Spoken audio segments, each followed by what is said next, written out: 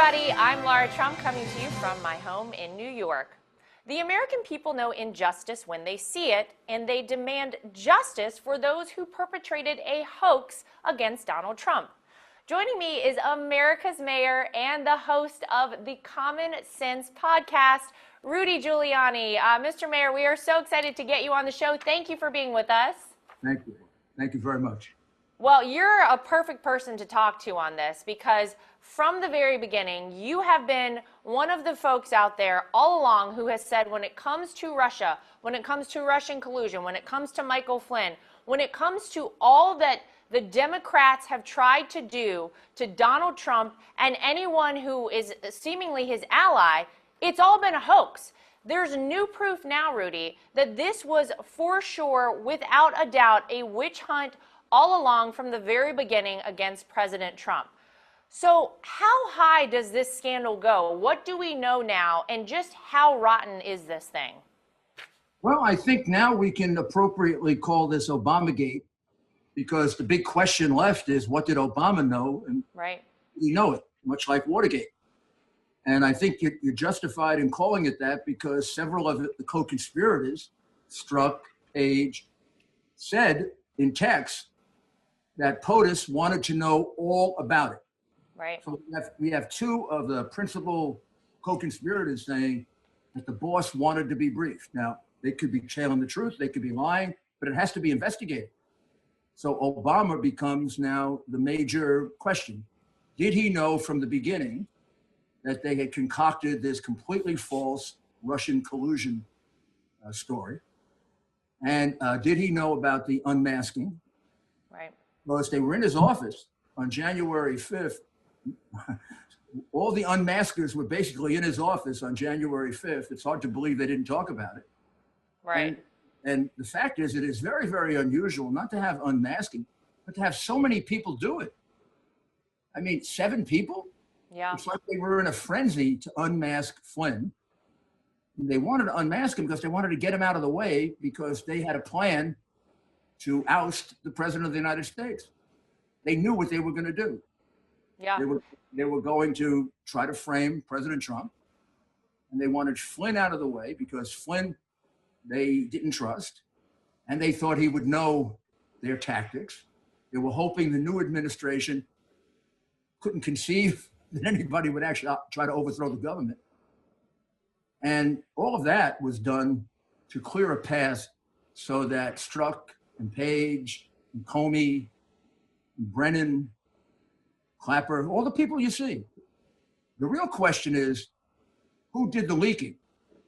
Because that's the first crime. Mm-hmm. The whole thing is really, I think, Rudy, unbelievable to most people in this country. To think that maybe their vote, didn't matter, that we had colluded with a foreign entity. It was so absurd. And what it cost this country in the form of the Mueller investigation, I mean, millions and millions of taxpayer dollars that we will never get back. 2 years it took to complete that. This is something I think that should really anger every single American citizen. But do you think, Rudy, will we ever really get justice? What would it take to even deliver justice to the American people here?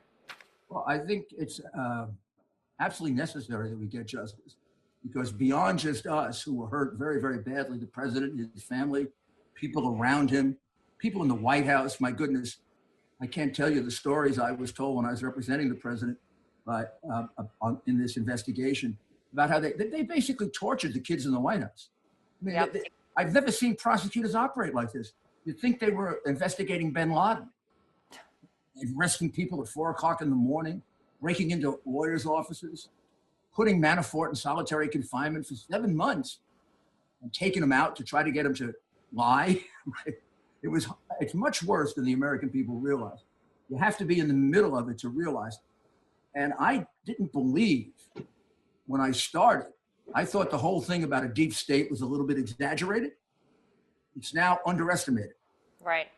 And I can tell you that on absolute authority. I've got all the files. And actually what happened is they tried to frame him for colluding with Russia. They were colluding with Russia and Ukraine. Yes. They were doing it. They're the ones who paid money for dirt on Donald Trump. They're the ones who got Ukrainian officials to go dig up dirt on the campaign. This will turn out to be the worst scandal in our history. I agree. I totally agree with you. And I think a lot of people are now seeing why what you're saying is 100% accurate.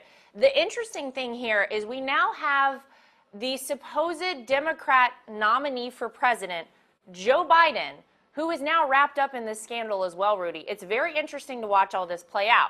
Now, I understand that Joe Biden's memory is going. He half the time doesn't know where he is for what position he's running anymore. He went on television, said he had no knowledge of any of this going on, and then we find out like 24 hours later, he actually did.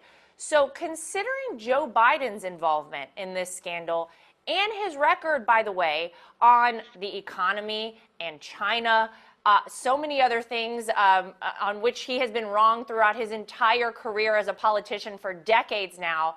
Why should the American people trust him? Why should they vote for him? Trust him at all. I mean, Joe Biden's a complete fraud. I mean, I've gotten in a lot of trouble because I'm the one who dug up the information on Joe Biden in an effort to defend the president, not to get Joe Biden.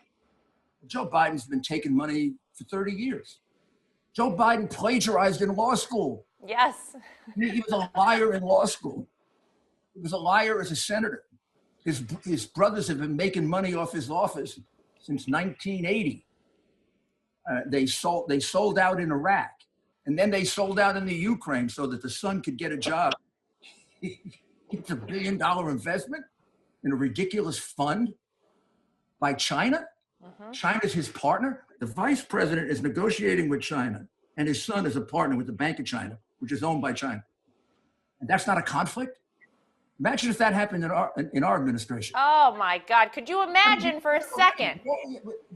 Capital punishment. Pretty much. Double standard is, I think the double standard is dividing the American people. I think they feel that there's two different standards of justice. Democrats get away with it. Republicans, it gets invented or exaggerated. And I think I can prove that, Laura. I don't think I'm just saying that off the top of my head. Yeah, well, it's playing out, I think, every single day for the American people to see. And look, we really have a lot of ground to cover between now and Election Day on November 3rd. So I don't think it's going to be an easy road for Joe Biden. I think every single day, the more that comes out, the more we find out his involvement in this scandal, the information we find out about his cozy relationship with China. Every day he does something to push himself farther to the left, like having Alexandria Ocasio-Cortez be his climate change advisor, implementing the Green New Deal, open borders, free health care for illegal aliens in this country. It's not looking too good for Joe Biden, but I think the ultimate justice, Rudy, would be for the American people all together to come out on November 3rd and overwhelmingly re-elect Donald Trump to 4 more years. I couldn't think of a better way to give it back to these people for everything that they've tried to do to the president and to this entire country than for every single person to come out and vote for Donald Trump. You know, I think the thing a major victory would do also, it would require the Democratic Party to reform. Wow. They would have to clean up. And look, we need 2 political parties in this country that are honest, that are working for the public good. And they stopped doing that a long time ago. That's right. They stopped doing it, oh, God, maybe 10 years ago. I mean, they're big phonies on immigration reform. The president offered them everything they wanted on immigration reform. It reminds me of Arafat. When they offered him everything he wanted, he didn't take it. They offered him everything that they wanted. They turned him down because they wanted an issue. They don't want a solution. That's they right. Are hack politicians who have become so bad, they can't think of the public good anymore. Imagine while this coronavirus was developing and we didn't know about it, they were trying to impeach him on that ridiculous Ukraine conversation, which the Ukrainian president said was perfectly normal. Every foreign official that I talk to, even people who are antagonistic to us, think we're crazy for having made a big deal out of that. And well, that a lot of Americans think it's crazy too. And by the way, to your point, the day that Nancy Pelosi, you remember, Mr. Mayor, the day that Nancy Pelosi was handing out her impeachment pens was the same day that Donald Trump stopped travel coming from China to the United States. So fortunately, instead of playing politics, our president was actually looking out for the health and safety of the American people. But we know all along that Democrats are only out there playing politics, doing what is advantageous for them politically. They don't really ultimately care about what happens to American citizens. Fortunately, we have a president who does. We need every single American to get out there, vote for Donald Trump for 4 more years. Mr. Mayor, I want to say thank you for everything that you have done for the president. Thank you for everything you do for this country. You're a patriot, and we love how hard you fight every day for the country. And thank you so much for joining me here today. Well, you know how amazed I am at the job that he's done, and it goes beyond being his friend. He's done a much better job than I thought he would do, and I thought he'd do it and under great pressure. I don't understand. Right. There are times in which I can't understand how he accomplished so much with the way they've gone after him. It's disgraceful. It's really remarkable what this man has accomplished in a short period of time and against this tremendous opposition. I've never seen it like this, but he thrives on it. Wow, thank God we have him. Thank God we do. All right, Mr. Mayor, Mayor Giuliani, thank you so much for being with us today. You're doing a great job. Oh, thank you. I appreciate it. The American